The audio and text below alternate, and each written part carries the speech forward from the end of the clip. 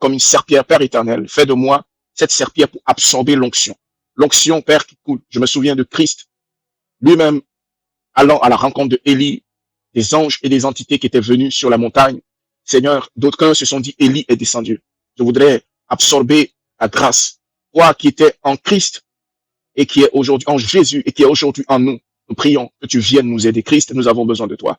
Au nom suprême de Jésus-Christ, je le réclame. Je le réclame parce que tu as fait du nom de Jésus un nom connu dans toute la terre entière. Parce que tu étais en lui et tu as vécu en lui.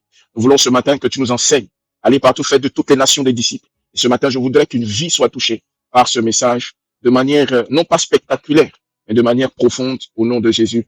Et que le spectacle ne soit que la conséquence. Amen, amen, amen, amen.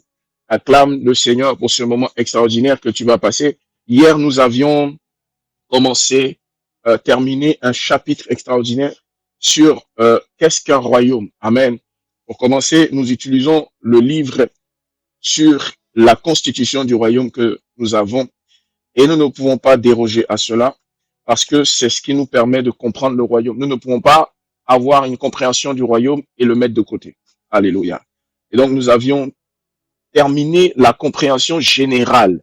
Je dis bien générale parce que c'était la découverte des concepts concernant le royaume. Alors, nous avions défini qu'est-ce qu'un royaume et hier, nous avions regardé. Vous avez les audios, vous avez la chaîne YouTube qui est disponible. Allez vous abonner là-dessus.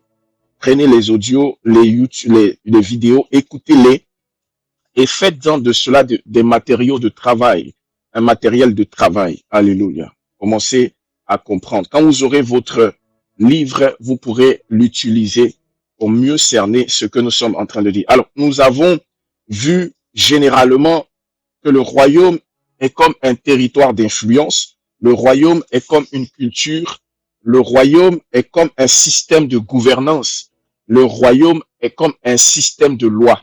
Et c'est là que nous avions introduit que le royaume est également un système humain, est également comparé à un système humain. Nous avons déduit que le système humain est inférieur au système du royaume. Beaucoup de gens confondent. Quand je parle, ils ont l'impression qu'on parle du royaume comme un système humain, alors qu'en réalité, le royaume n'est pas un système humain, mais c'est un système éternel, c'est un système établi. Alors, c'est pour ça que je donne cet exemple toujours en disant qu'il faut distinguer les systèmes humains du système de Dieu. On a vu des empires, des républiques, des démocraties, des monarchies et tout ce que vous pouvez entendre. Ça a été créé, ça a marché, ça a eu son déclin, ça a eu son moment de pic. Il y a même, je crois, un documentaire qui est sorti sur la vie de Mobutu, qui est sur Arte, pour ceux qui regardent les documentaires. Et j'ai eu à regarder cela un jour et je me suis rendu compte de la vérité de ce que Dieu dit. Donc, les hommes veulent avoir un certain nombre de pouvoirs, veulent comparer ce qu'ils ont vu. On ne peut pas faire quelque chose sur la terre si ça n'a pas existé. Amen. Le problème, c'est que les gens ne prennent pas conscience de cela. Les gens ne cernent pas cela. Et donc, on a résumé qu'un royaume est un ordre de gouvernement. Vous aurez la grâce de pouvoir comprendre tout ça quand vous l'aurez aussi. C'est un système de gouvernement établi par une autorité, sous une autorité, qui a un territoire, donc un territoire d'influence, et qui peut déployer son ordre à travers des lois et manifester sa culture. C'est pour ça que je disais hier lors d'une réunion de travail à des jeunes, je leur disais que vous ne pouvez pas aller loin si vous n'êtes pas consacré. Consacré parce que dans le royaume, il y a des lois. Il y a des lois. Il y a une culture. Il y a la manière de penser, la manière de vivre, la manière de voir. Et ce n'est pas une question d'église ou de quoi que ce soit. C'est une question de culture. Amen. Du royaume. Donc, dans le royaume, il y a un ordre divin, un ordre souverain. Vous le lirez à la synthèse de la page 20. Et j'ai conclu en disant que heureux l'homme qui considère point le royaume comme un simple mot, mais comme une réalité. Et nous avons abordé qu'est-ce qu'une loi au chapitre 2. Et qu'est-ce qu'une loi? Dans ce contexte-là, on va définir de manière générale qu'est-ce qu'une loi. Et à partir de là, nous allons pouvoir continuer pour comprendre la raison et le pourquoi d'une loi dans le royaume. Et donc, après avoir considéré qu'un royaume qu'est-ce qu'un royaume? Il faut maintenant se poser la question sur ce qui garde l'ordre et soutient l'ordre dans ce royaume et manifeste la volonté. Et j'ai expliqué hier que la loi permet de manifester la volonté. Pour ceux qui ont la chance d'avoir des datas, la grâce d'avoir des datas, et ou bien écouter les audios, vous verrez que dans l'audio d'hier, on est vraiment resté sur l'introduction de la loi. Et je me suis rendu compte que dans mon explication, une parole forte a été dégagée, celle que tu peux avoir la foi, mais les choses que tu veux réaliser n'arriveront pas. Pourquoi? Parce que tu n'as pas la manifestation. Et donc, si tu n'as pas la manifestation, c'est parce que tu n'as pas les lois. Pourquoi? Au chapitre 2, 21, il est écrit que il faut maintenant s'arrêter sur ce qui garde l'ordre, en soutien à la stabilité et à la manifestation de la volonté. Je me souviens de la prière du Christ, de Jésus, quand il s'adressait à ses disciples. Il a dit simplement la phrase suivante. Quand vous priez, vous dites, notre Père qui es aux cieux, que ton règne vienne, que ta volonté soit. Est-ce que quelqu'un me suit? Donc cette volonté, je ne suis pas pressé parce que je fais ces enregistrements également et je fais ces enseignements pour la postérité. Et ça a commencé. Donc il faut vraiment prêter attention, vous qui êtes vivants de cette période-là. Écoutez-le sérieusement. En soutien à la stabilité et en manifestation de la volonté. Si tu n'as pas les lois, tu ne peux pas manifester quoi? La volonté. Est-ce que quelqu'un me comprend? Je l'ai développé hier, j'ai commencé là-dessus, je vais aller en profondeur. La loi, c'est la loi qui permet de réaliser la volonté de toute personne. Je donnais un exemple, je continuerai de parler de ça un tout petit peu avant d'aborder un deuxième sous-chapitre que nous devons développer ce matin. Tu ne peux pas, par exemple, acheter une voiture dans un pays si tu ne suis pas la législation de ce pays. Est-ce que quelqu'un m'a compris? Est-ce qu'on peut acheter une maison en Côte d'Ivoire sans suivre la loi et les législations de la Côte d'Ivoire? Même les personnes qui trichent sont obligées de tricher en ayant, parce que vous êtes dans un monde qui est humain avec la corruption et la faiblesse. Mais même dans ce type de monde, les gens sont obligés de suivre la loi établie. Je tiens à t'informer que le lion ne peut pas être un lion s'il ne respecte pas les lois qui lui sont, auxquelles il est soumis dans son environnement. Pourquoi? Parce qu'à la vérité, il peut avoir le désir de régner ou d'être fort, mais ça c'est l'espérance. Mais l'espérance ne règle pas le problème. L'espérance crée l'endurance. L'espérance crée la force. L'espérance crée l'espoir. L'espoir qui devient une sorte de empathie, de courage. C'est pour ça que vous allez voir que quand on décrète une parole sur quelqu'un, la personne peut avoir le courage, la force, mais la prophétie n'arrive pas. La personne peut avoir la force de jeûner 21 jours. La personne peut avoir la force de jeûner 30 jours.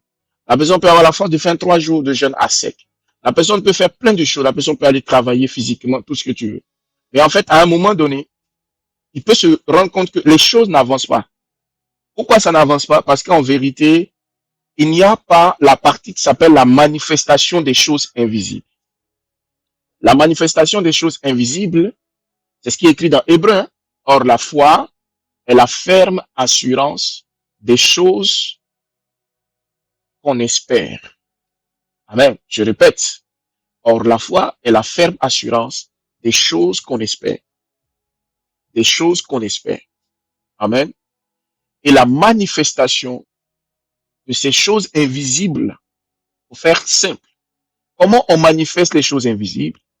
On commence par l'espérance. Mais il y a un « et » qui sépare, il y a un pont qui sépare, il y a un trou qui sépare, il y a quelque chose qui sépare.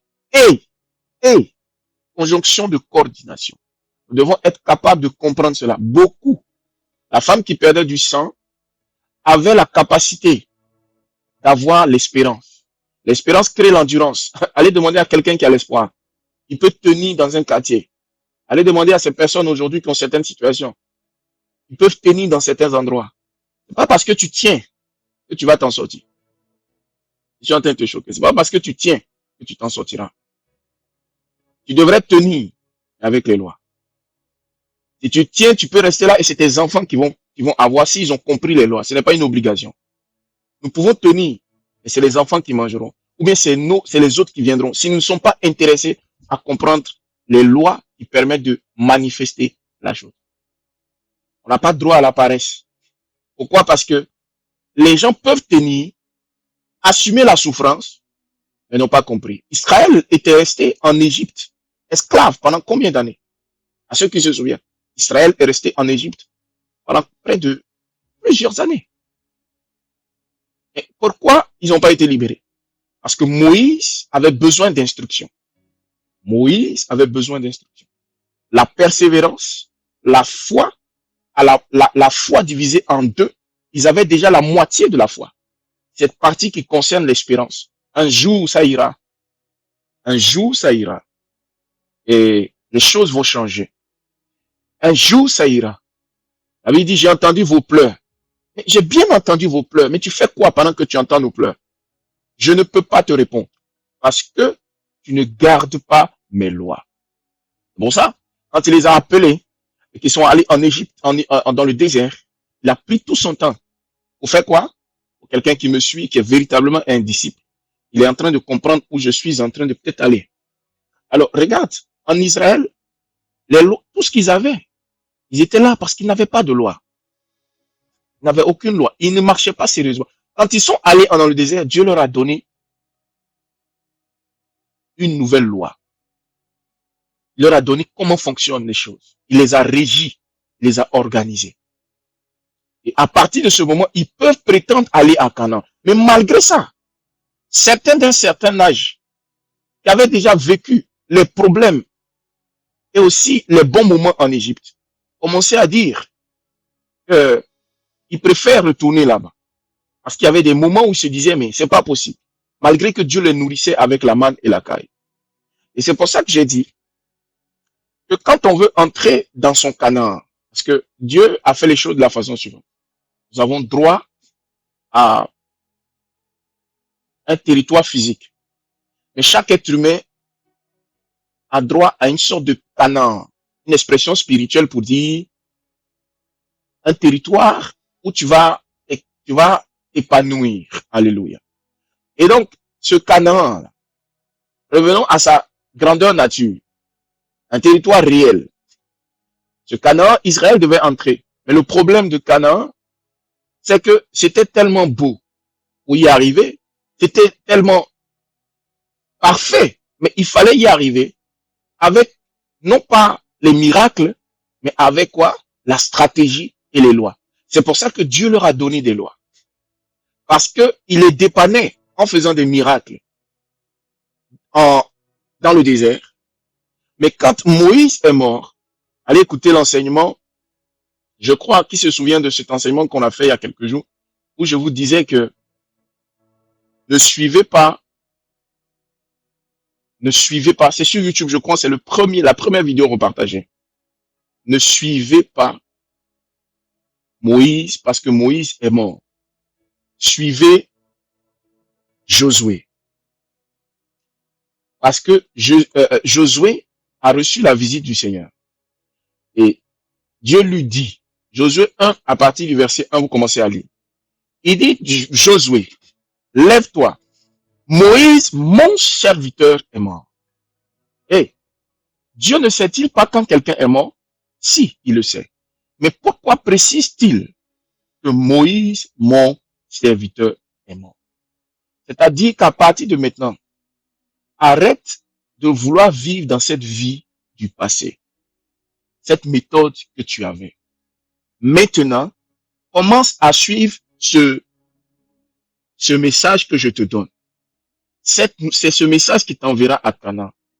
En d'autres termes, Josué, lève-toi, va faire quelque chose. Si tu as quelque chose à faire, lis seulement, mais ne viens pas pleurnicher sur Moïse.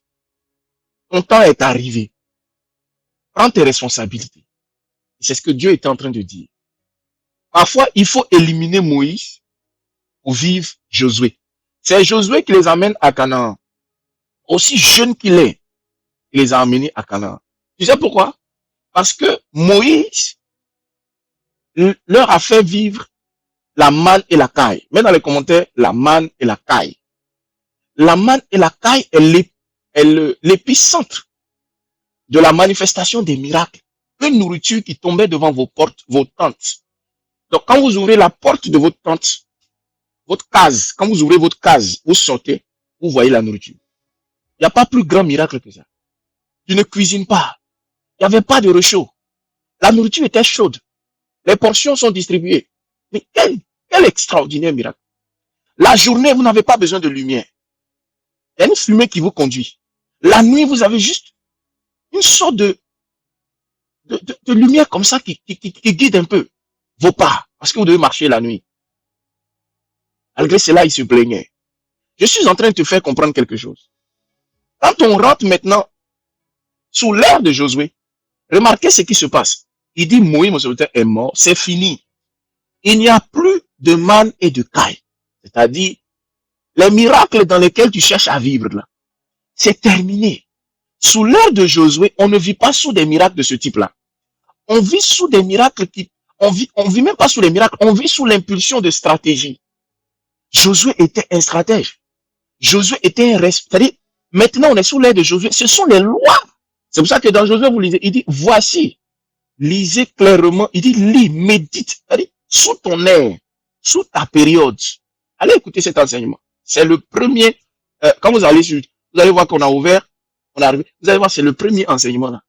Vous écoutez tout, hein. Et vous commencez par le premier, il y a peut-être 2-3 jours, ça a été mis en ligne. J'ai mis l'audio là-bas. Et le problème, c'est que beaucoup croient encore que sous l'ère de Moïse, nous cherchons les miracles. Non, nous devons chercher les lois, les stratégies. Donc les lois, la connaissance des lois qui créent la stratégie. La stratégie n'est pas stratégie si elle n'a pas des lois qu'on applique. Amen. Donc les lois sont celles-là qui créent la capacité pour l'homme de déterminer des stratégies. Voilà. Par exemple, tu connais telle loi, tu sais comment tu vas t'organiser. Donc c'est ça qu'on appelle la stratégie, n'est-ce pas? Donc sous Moïse, on ne fait pas de stratégie. Sous Moïse, on ne fait pas de stratégie. On jette un bâton, quelque chose. Il n'y a pas de stratégie. C'est Dieu même qui fait la stratégie. Est-ce que quelqu'un me comprend? Mais sous Josué, c'est Josué lui-même qui fait sa stratégie. C'est Josué lui-même qui s'assoit et fait la stratégie. Pourquoi? Parce que Dieu estime qu'il a donné énormément d'éléments pour que tu puisses faire de la stratégie. Il a donné énormément d'éléments pour que tu puisses t'organiser. Il a donné énormément d'éléments pour que tu puisses créer ce que tu dois faire. Est-ce que tu comprends? Et imagine-toi, nous sommes à l'ère de après Josué, Jésus maintenant. Et grave encore, quand Jésus part, qu'est-ce qu'il envoie? Écoutez-moi, écoutez-moi. Quand Jésus part, qu'est-ce qu'il envoie? Est-ce que j'ai un fils ici, ou une fille ici, ou quelqu'un qui comprend ce que je suis en train de lui dire? Est-ce que Jésus te laisse orphelin? Non. Et qui est-ce qu'il envoie? Vous allez voir qu'il y a une similitude dans la même façon de procéder. Alléluia. Il y a une similitude extraordinaire. Ce n'est pas que Josué n'a pas fait des choses où c'était étonnant. Mais ce n'était plus cette façon de faire qui était là. Amen. Quand Jésus part, l'ascension que vous avez vue la dernière fois, enfin, célébrée entre guillemets. Quand Jésus monte, il dit, je vous laisse quoi? Le Saint-Esprit. Amen. Quand je te laisse le Saint-Esprit, c'était pourquoi? Il dit quoi? Il vous apprendra. Est-ce que quelqu'un me suit? Il vous apprendra toutes choses. Il vous apprendra toutes choses. Je répète, il vous apprendra toutes choses, toutes choses, toutes choses. Ça veut dire quoi? Il vous apprendra. Mais je croyais qu'il disait, il viendra faire des miracles pour vous tous les matins. Non. Il vous apprendra toutes choses. Maintenant, les miracles vous accompagneront. Quand on accompagne quelqu'un, la plupart du temps, on est derrière. Est-ce que quelqu'un me comprend? Donc, le miracle doit être derrière, toi tu es devant. Pourquoi? Parce que c'est toi qui portes le Saint-Esprit. Le miracle te suit parce que les gens là sont derrière. Tes voisins doivent être derrière. Tous ceux-là sont derrière. Toutes les personnes là, les parents, tous ceux doivent être derrière. Ces personnes doivent être derrière. Tu sais pourquoi? Parce qu'ils doivent te voir et puis dire le miracle. Eux, ils appellent ça le miracle. Mais toi, tu sais que c'est le Saint-Esprit qui fait ça. Mais eux, ils appellent ça le miracle. Pourquoi? Parce qu'ils n'ont pas collaboré avec la connaissance des lois. Est-ce que quelqu'un me comprend ici? L'ignorance est en train de tuer les gens. Réveillez-vous. L'ignorance. Je me suis posé plusieurs questions. Pourquoi, Seigneur, des prophéties arrivent sur nos vies? Sur des vies. Mais elles n'arrivent jamais. Ces prophéties ne se réalisent pas. Pourquoi? Parce que le principe de l'espérance et de la quoi? Et de la manifestation là. Les gens ne comprennent pas.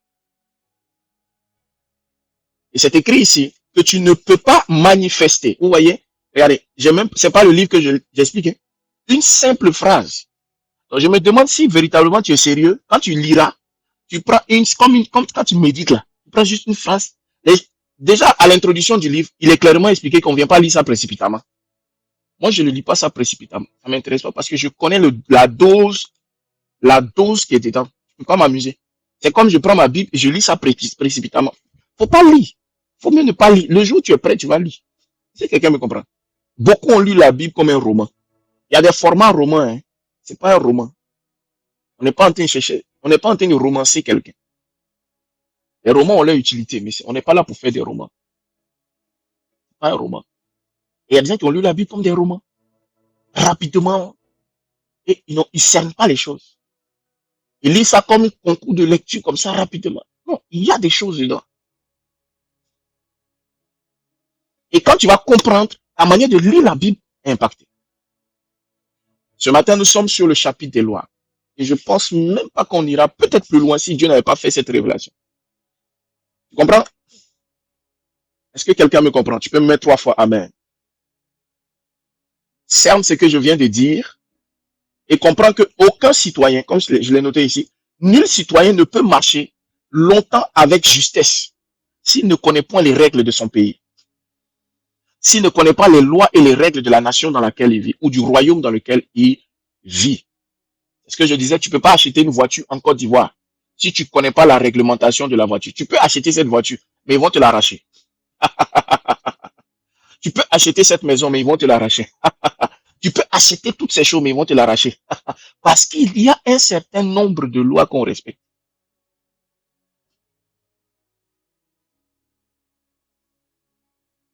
La loi n'est pas une sorte de contrainte. La loi n'est pas une contrainte étrangère. Un jour, j'étais là et puis il y a des gens, quand ils prêchent, comme ils ne connaissent pas le royaume, ils disaient par exemple, je ne sais pas, peut-être qu'ils ne connaissaient pas le royaume, ils ne se sont pas penchés dessus. Avec humilité, on va dire peut-être la personne ne s'est pas penchée dessus. Le jour où le Saint-Esprit lui révèle. Pour que la personne aussi ait l'humilité de savoir ça aussi. Mais les gens, quand ils te parlent, ils te font croire que la loi n'est pas bon. La loi, mais parce que tu sais de quoi on parle. On te parle de la loi n'est pas bonne. C'est la loi de Moïse là qui a permis à ceux-là d'entrer à Canaan. Mais ce dont nous sommes en train de te parler là, il est écrit dans Romains 8. Si tu prends Romains 8, commence à lire, tu verras. Il est écrit que nous vivons avec la loi du Christ et la loi de l'Esprit. Il y a 2 lois. La loi de la vie en Jésus et la loi de la mort et du péché. Donc, il y a la loi de l'Esprit par laquelle nous... C'est là que tu te rends compte que, oh, on est dans le Nouveau Testament. Hein? Il y a la loi de l'Esprit. La loi de l'Esprit, en réalité, il y a plusieurs... Quand les gens... Il y a Louis II, il y a plusieurs versions. Mais à la vérité, c'est la loi... Ce sont les lois concernant le règne spirituel. Et dont le Saint-Esprit comprend ces lois-là. Il maîtrise aussi les lois du règne humain.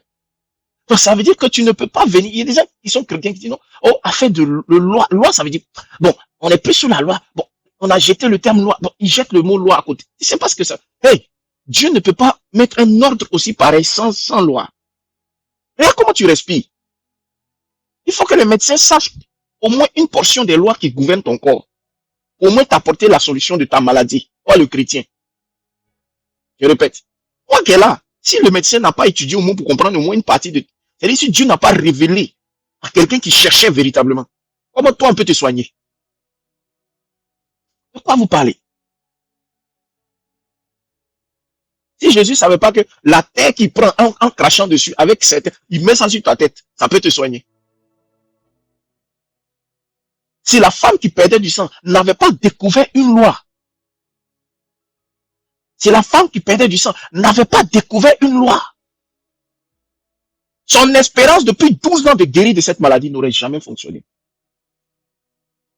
Tu peux venir donner ta dîme, donner ton offrande, c'est la loi du don, la loi du donner. Ça existe dans le royaume, c'est comme ça, on pense dans le royaume. On donne. Mais j'ai une question à te poser. Tu peux comprendre ça, mais si tu n'as pas mis derrière aussi une espérance, ça veut dire que c'est aussi 0. Pourquoi? Parce que tu es venu avec une loi, mais tu n'as pas d'espérance.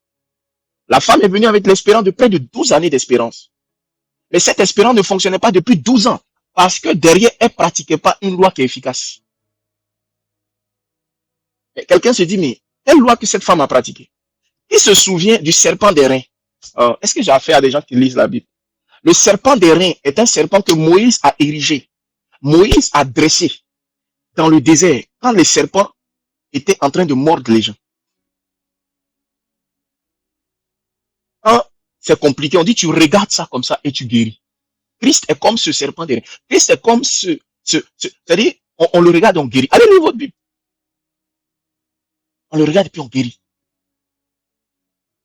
Certains même allaient le toucher. Cette femme-là a découvert une loi. Elle dit, tu sais quoi? Je vais aller le toucher. Et c'est un vieux dossier qui date de combien d'années avant l'arrivée de Jésus? Elle a pensé à ça. Tous ses disciples autour de lui n'ont jamais essayé ça. Ah, et Kati, Abrakatia.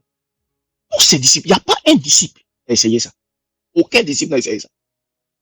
Pourquoi? Parce que il ne savait pas que ça existait. Ce jour-là, Jésus lui-même dit, voilà, qu'est-ce qui s'est passé? On dit, mais comment? Il y a du monde ici. Il dit, quelqu'un a pris quelque chose en moi. Pourquoi? Parce que le matin, avant de sortir, un véritable serviteur de Dieu peut savoir la quantité d'énergie qu'il a en lui. Je reprends. Le matin, avant de sortir, il peut savoir s'il est chargé ou il n'est pas chargé. Donc, dès qu'ils ont pris quelque chose sur lui, il a senti que cette femme-là a pris quelque chose sur lui. Pourquoi? Parce qu'il connaissait ce pourquoi il est sorti. Le matin, comme un bon berger, il vient distribuer quelque chose. Et comme les gens ne savent pas, elle a su quelque chose. C'est comme quelqu'un qui maîtrise l'informatique. Et puis s'est converti dans le domaine du piratage. Il connaît les lois qui gouvernent le téléphone portable. Il connaît comment ça marche. Il connaît comment ça fonctionne. Il passe à côté et puis tout d'un coup, il met un matériel, un petit device, un matériel à côté. Quand tu passes, il récupère par exemple tes identifiants Wave. Est-ce que quelqu'un me suit? Ou tes identifiants de connexion bancaire ou je sais pas, quelque chose comme ça. Il récupère ça. Il récupère. Comment il a su qu'il peut, comment il fait pour récupérer ça? Parce qu'il a mis un système en place. Il connaît comment ça fonctionne. Il arrive à récupérer tes données. Malgré que tu es juste à côté de lui. C'est une technologie qu'il a développée. Il a découvert ça. Et quand il se rapproche, tu vas dire, mais il enlève pas tout, hein. Il enlève 10 000 francs dans ton argent. Tu dis, mais comment il a fait pour enlever 10 000 francs? Comment il a fait pour enlever 1 000 euros? Comment il a fait pour enlever 500 euros? Je prie, ça ne t'arrivera pas au nom de Jésus. Mais juste t'expliquer comment il fait. Parce qu'il connaît les lois qui gouvernent ce téléphone portable. Il connaît les lois qui gouvernent ces appareils-là. Cette femme a compris quelque chose que les autres dans tout ce coin-là n'avaient pas compris. Mais pourquoi les enfants-là ne venaient pas faire ça tous les jours? Les gens le touchaient, mais elle n'a pas touché normalement. Elle a touché différemment. Pourquoi? Parce que l'espérance était... La plupart des gens le touchaient sans espérance. Oh, est-ce que quelqu'un a compris les Kami Satayandabra? Il a touché sans espérance. Là, ils l'ont touché sans espérance. Il n'y avait pas d'espérance derrière.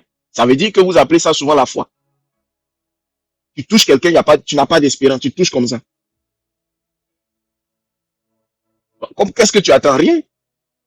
Et quand on le touche avec une espérance, quelque chose se passe. Mets de l'eau sur ta main, va toucher un câble électrique. Je reprends. Mets de l'eau sur ta main, tu touches un câble électrique. Tu verras. Tu auras une décharge. Tu auras une décharge. Tu auras une décharge. Tu auras une décharge. Tu auras une décharge. Pourquoi? Parce que tu ne connais pas un certain nombre de lois. Cette femme-là, elle touche quelqu'un alors qu'elle perd du sang. Elle perd du sang. Alors que ce monsieur lui-même va aller donner son sang dans quelques jours. Il tâtait personne. Tu ne peux pas comprendre le degré de mystère. Tu ne peux pas comprendre. Il y avait un mystère derrière. Ce mystère est clair. Elle savait. Je perds du sang. Celui-ci a du sang. Son sang me peut me donner. Je prends. Les gens ne comprennent pas. Et nous aussi. Et vous ne perdez pas de sang. Vous là, vous ne perdez pas de sang. Vous n'êtes pas. Si vous perdez du sang là, vous comprendrez que quelque chose allait se passer. La situation n'est pas assez compliquée, je crois. Sinon, tu t'intéresserais fortement aux lois de Dieu. Tu dis, mais je veux comprendre quelque chose là. Pourquoi ça fonctionne comme ça? Pourquoi ça fonctionne comme ça? Pourquoi ça fonctionne comme ça? Je tiens à t'informer qu'il n'existait pas de prophète, de pasteur, d'apôtre, tout ça dans le jardin d'Éden. C'était les lois que Dieu avait données à Adam. que Adam prenait pour gérer toutes ces choses-là. Alléluia. La loi est une expression, je termine par ça. Est-ce que ça te fait du bien? La loi est une expression de la volonté du roi. La loi est une expression de la volonté du roi. La loi est une expression de la volonté du roi. On est juste en train de découvrir, on n'est même pas allé en profondeur. Il faut entendre par la loi une parole fixée. J'ai dit ici, il faut être une parole fixée, reconnue comme norme. Quand la loi est en place, c'est une norme. Tu ne veux pas faire comme ça, comme ça. Elle ne procède pas de caprice. C'est pas un caprice. C'est pas un caprice. Il y a des gens qui croient que les lois sont des caprices. C'est pas des caprices. Tu joues, tu te frottes, tu vas te piquer et te blesser. Tu prends de l'eau, tu mets sur ta main, tu vas toucher un câble qui est bien découpé, bien sorti. Tu sens, quand tu vois la bouche du câble, là, tu vas t'électrocuter. Non! Et il y a d'autres lois qui font que quelqu'un touche le même câble, rien ne lui arrive. Pourquoi? Parce qu'il a quelque chose d'autre qu'il a porté sur sa main. Elle a demandé aux électriciens, ils ont du matériel pour ça. Donc, il y a des lois. Il y a des lois, des anti-lois. La dame perdait le sang parce que c'était une loi qui était appliquée sur sa vie. Il y avait une loi aussi qui était appliquée sur sa propre vie. Et pour qu'elle se libère, ce n'est pas le bavardage. Ce n'est pas le bavardage. Cette situation qui est sur ta tête, c'est pas. Combien de frères prient? La prière est utile, non pas pour s'exciter, non pas pour se créer des problèmes de tension mentale, spirituelle, non. Parce que tu peux, pourquoi? Parce que tu pries mal, par exemple. Tu pries dans l'intention de pleurer seulement. Tu peux prier dans l'intention de te faire du mal seulement, comme Anne. Anne est une femme qui n'avait pas d'enfant. Combien d'années? Sa marâtre, sa coépouse, autant pour moi, était en train de se moquer d'elle tous les jours que Dieu créait. Anne allait dans le temple, pleurnicher comme un bébé, tous les jours, raconter sa vie. Il n'y a pas de solution pour ma vie. C'est quel genre de vie ça? Quel genre de mariage? Quel genre de truc? Mon mari m'aime, mais j'ai pas d'enfant. Il peut pas aussi me défendre. On me traite de ceci. Mon ventre est peut-être pourri. Est-ce qu'on dit de moi? Je ne peux pas faire d'enfant. Mais ce jour-là, elle a continué. Un autre jour, elle continue.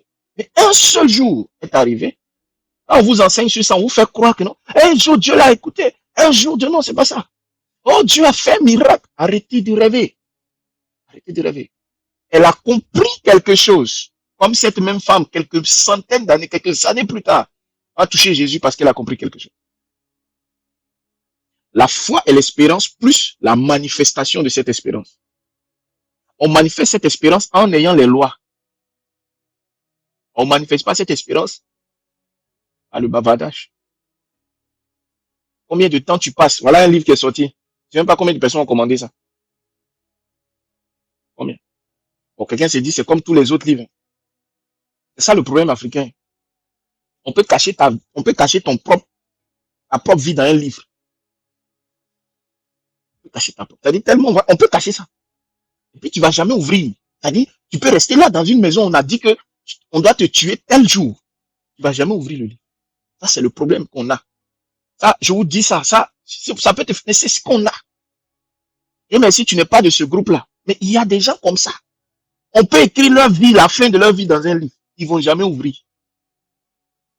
Donc, si cette histoire, c'est une question d'ouvrir le livre, médite ce livre. Mais comment nous on fait alors? Nous qui, c'est-à-dire, comment on fait pour ceux qui veulent même pas ouvrir même un livre? Je dis bien un livre. Comment ils vont faire? Et Anne, ce jour-là, a compris quelque chose. Elle a compris que le Dieu que nous servons, le Dieu que moi je t'enseigne là, en tout cas c'est le même Dieu, mais on t'avait dit d'une manière un peu légère, comme les enfants ont te fait des blagues. Mais le Dieu, lui là, le vrai là, celui qui a fait le soleil, tout ça là, celui-là, il ne fonctionne pas comme toi, on t'a dit là. Il fonctionne par des lois. Il fonctionne par des lois. Il fonctionne par des lois. Tu as l'argent, son 10%, tu fais une offrande, boum. Tu as enfant, voilà comment on va te boum. Tu as ta vie. Il fonctionne comme ça. l'émotion, tout, il appartient au spirituel. Il n'appartient pas à la vie des hommes qui mangent le cabato, le fromage. C'est pas, il faut arrêter. Il envoie des gens pour impacter la terre. Donc, la femme s'est dit quoi? Une opportunité comme celle-là, elle va pas le rater. Elle pleure pied tout d'un coup. Je suis sûr que c'est le Saint-Esprit qui l'a aidé. Il lui dit, rappelle-toi. Le prêtre, le sacrificateur qui était responsable du temple, là, est venu la voir. Il dit, tu es saoulé? Tu es saoul? En bon français, on dit, tu es saoul. Il dit, tu es saoul? Tu as bu de l'alcool? Il dit, je n'ai pas bu d'alcool. Ah, tu me regardes, je ne bois pas d'alcool. Je ne bois pas d'alcool. La situation est compliquée. Pendant que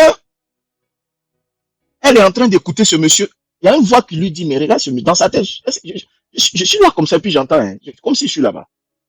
Elle s'est dit, voilà un gars qui est le sacrificateur, mais ses enfants volent, ses enfants volent, ses enfants volent la viande que nous sacrifions ici. On a entendu on a écho de cela au quartier et un peu de partout. Mais si Dieu même qui est là-bas la voit ça, ça lui plaît pas, n'est-ce pas? Quand il a fini de parler, il est retourné. Elle a commencé à prier en disant, Père, si tu me donnes un enfant aujourd'hui, tu prends cet enfant pour le mettre à la place de ce monsieur. Et ainsi, moi, j'aurai au moins le plaisir d'avoir mon enfant. Parce que bon, dans tous les cas, il y a une loi qui dit que tu envoies les gens sur terre, tu les prêtes à leurs parents. Leurs parents profitent pendant la vie de leurs parents. Si tes parents vivent 80 ans, 90 ans, ils profitent de ton existence, genre, ils savent qu'ils ont un enfant, ils se disent, ils ont un enfant. C'est un prêt qu'on vous a fait, vous qui avez des enfants. Donc, je vais profiter de ça. C'est comme on te fait un prêt, tu profites de ça pour aller faire peut-être une activité. Tu comprends? Mais le prêt, là, c'est l'argent de la banque. Est-ce que tu me suis? Donc, si tu ne connais pas la loi, cette loi-là, tu ne pourras pas demander un enfant. Tu vas demander un enfant là. Tu vas mal gérer ça. Tu vas croire que non, c'est quelque chose que toi tu as attrapé ou tu te promènes avec ça. Et donc, cette mentalité, c'est un sachet, un toutou. Et c'est pour ça que les gens élèvent et éduquent mal les enfants de nos jours. Ils prennent que c'est comme un jouet. Comme c'est un jouet. Elle dit, prends-le. Prends-le. S'il te plaît, si tu me pardonnes, donne-moi un enfant et prends-le. Je t'informe. La femme est allée vers son mari. Elle allait vers son mari. Quand ils ont quelques temps après, elle est tombée enceinte. Cette femme qui ne faisait jamais d'enfant. Pourquoi? Parce qu'elle a découvert un certain nombre de lois. Parmi vous, là, beaucoup ont donné des promesses à Dieu. Beaucoup. Beaucoup. Chaque jour que Dieu fait, quand vous êtes dans un problème, vous croyez que si vous dites une promesse, Dieu va vous venir. Donc, vous dites ça comme ça. Dans le règne des hommes, il y a des promesses avec lesquelles on ne joue pas. Quand l'enfant est né, automatiquement, elle a fait quoi? Qu'est-ce qu'elle a fait? Elle a envoyé l'enfant au séminaire. C'est une façon de parler. Il n'y avait pas le séminaire là-bas. Elle a envoyé l'enfant chez le même sacrificateur pour dire, tiens, il faut qu'il apprenne. C'est comme ça. Et c'est ainsi que celui-ci va devenir Élie qu'on va connaître. Est-ce que quelqu'un me comprend? Est-ce que quelqu'un me comprend? Est-ce que quelqu'un me comprend? Tu ne peux pas marcher, sortez de ces faux trucs-là. Sortez de ces faux trucs. Marchez selon des lois, aimez le royaume. On peut vous, comme vous êtes allé à l'école, on peut vous expliquer un peu généralement le royaume. Un royaume, ça veut dire quoi? Donc, pour que Dieu puisse venir un message comme ça, il a fait que tu as connu un royaume. Tu connais ce que c'est à l'école, dans la vie. Pour que ça soit plus facile pour toi. Mais si toi, tu n'as pas compris, qui va comprendre? Que Dieu te bénisse énormément. Seigneur, nous voulons te célébrer. Allez partout. Dites ce message-là, annoncez cela au nom suprême de Jésus-Christ. Commandez ou faites comme vous pouvez. Vous pouvez, si vous n'avez pas, vous pouvez commander la version en ligne. Voilà, elle est moins chère. Et je vous recommande d'avoir la version papier. Soyez des agents de distribution de ce message-là. Et que Dieu vous bénisse énormément au nom suprême de Jésus-Christ. Merci Seigneur. Je prie que ce message parvienne à des vies, comme il est arrivé, qu'il soit déposé dans leur cœur, dans leur mentalité. Que personne d'entre eux soit perdu. Ils ne s'intéressent pas à toi parce qu'ils sont venus premièrement pour chercher Y, pour chercher quelque chose. Qui s'intéressent à toi et à ce ministère parce qu'ils veulent comprendre le royaume. Oui, Je les connais avant d'arriver sur la terre, qui veulent comprendre le royaume. Ils veulent s'intéresser au royaume. Mon message n'est pas là pour autre chose. Le message est sur le royaume. Et Seigneur, nous te bénissons. Merci pour la fidélité que tu nous donnes par rapport à ce message. Shalom, shalom, shalom, shalom, shalom, shalom, shalom. Paix et grâce soient sur nos vies parce que nous tenons ce message au nom de Jésus-Christ. Toute personne qui tient ce message-là, Dieu ne peut pas abandonner quelqu'un qui s'intéresse à son royaume. Dieu ne peut pas. Il va jamais le permettre. Il va jamais le permettre. C'est pas possible. Que Dieu te bénisse de ta position. Partage-le. Acquiert ton outil de travail, ton manuscrit, ton outil de travail. Acquiert-le. Investissez dans votre éducation. Investissez. On trouvera d'autres moyens. À ceux qui veulent être des partenaires, là, tu pries dans ta chambre, tu pries quelque part et tu dis, Seigneur, bénis-moi pour que je puisse permettre à ce que les livres là soient distribués. Voilà. Tu pries comme ça. Dieu va écouter, va te permettre d'être béni. Comme ça, il y a des périodes, tu achètes, tu donnes à quelqu'un. Tu achètes, tu donnes à quelqu'un. Tu achètes, tu donnes à quelqu'un. Comprends? Tu achètes, tu donnes à quelqu'un. Et après, Dieu va bénir encore les entreprises de ceux-là pour que, c'est-à-dire qu'il y a des choses qu'il faut faire. Et comme ça, tu distribues. On va pas te forcer, c'est à toi de t'asseoir. Ça, il faut que ça. Quand c'est comme ça, Dieu te dit, ok, on va faire simple. Voilà ce qu'on va faire. Je te donne ceci, et toi, tu fais cela. Est-ce que tu comprends? Donc, je prie le Saint-Esprit qu'il puisse organiser votre mentalité. Et que cela puisse arriver. De sorte que Dieu bénisse vos greniers. Dieu vous bénisse. Que vous possédiez vos livres. Mais que vous puissiez aussi aider d'autres à en avoir. S'il y a des gens parfois qui n'ont pas un niveau Y en termes financiers, on doit subventionner. Mais comment on subventionne? C'est là que je dis, Seigneur, tu bénis Y. Son comportement. Regardez, je me souviens du témoignage d'un jeune homme. Il prenait, dans une église, il prenait le transport tous les jours. Mais il n'avait pas les moyens. Un jour, dans le bain, et l'église avait mis un bus pour le transporter. Il payait peut-être une contrepartie, tout ça, mais il y avait un bus. Et il s'est dit, Seigneur, si tu me bénis, moi là, il dit bien, c'est un jeune homme, mais il n'est pas à ton âge. Il dit, si tu me bénis, je vais offrir un bus à l'église. Est-ce que tu comprends un peu? Vous savez, le royaume est réel. Parce que ce que, dans le règne humain et dans le département de la religion, parce qu'il y a le département de l'économie, dans le département de la religion, on a besoin de faire avancer la religion, la foi, la mentalité. Et donc, certainement, Dieu a vu que, voilà un manque criard sur le cœur de certainement de ces gens-là. Tu comprends un peu? Je crois qu'il y a une opportunité pour quelqu'un là ce matin. Il y a une opportunité. Tu crois que personne ne va t'entendre? Ils vont t'entendre. Ils vont t'entendre. Ils vont t'entendre. Le peu qu'il faisait déjà, quand quelqu'un monte, il donne un peu, il paye. Il n'a pas d'argent, hein? Beaucoup, hein? Il paye pour les autres. Mais dans sa tête, parce que il s'est dit un jour là, je vais payer le bus. Et qu'est-ce qui s'est passé? L'homme de Dieu en question m'a dit, il est arrivé un jour, il dit, voici 25 millions. Je sais pas, oui, c'est ça. Il a dit 25 millions qu'il a donné. Il dit, voici, c'est pour un bus. 25 millions de francs CFA. 25 millions pour un bus. 25 millions. Il dit, ah, voilà ce que j'ai. Il faut acheter un bus. Enfin, voici. C'est ma contribution pour les bus. Il ne donne pas d'ordre à quelqu'un. Il dit, voici. C'est ma contribution pour les bus. J'ai fait cette promesse. Personne n'est ma force. Personne là-bas. Personne. Et ils ont acheté encore un bus pour donner. Moi, je t'ai pas dit d'acheter un bus. Pour l'instant, ce qu'on est en train de te dire, c'est qu'il y a des gens qui doivent lire un message pareil. Tu peux pas avoir un surplus d'argent quelque part. Tu donnes ta dîme, là, tu peux investir dans la distribution de l'œuvre. Dis, Seigneur, donnez-moi ça, moi je vais distribuer ça. Et puis en plus, tu parles dessus. Tu enseignes les gens si tu veux. Tu leur dis, ça c'est comme ça, ça c'est comme ça, ça c'est comme ça. Si Dieu t'a pas béni pour une œuvre pareille, c'est qu'il m'a pas appelé. Le problème, vous n'avez jamais pris de responsabilité sérieuse. C'est vrai aussi. Peut-être vous n'aviez pas de plateforme. Et vous devez prendre une plateforme pareille. Voici ça. C'est le premier. Il y en a encore. C'est lui seul qui sait quand est-ce qu'il va le faire. Mais il y en a encore. Donc que Dieu vous bénisse. Je prie que vous puissiez véritablement déjà vous fournir vous-même. Et ensuite, quand vous l'aurez là, vous parlez.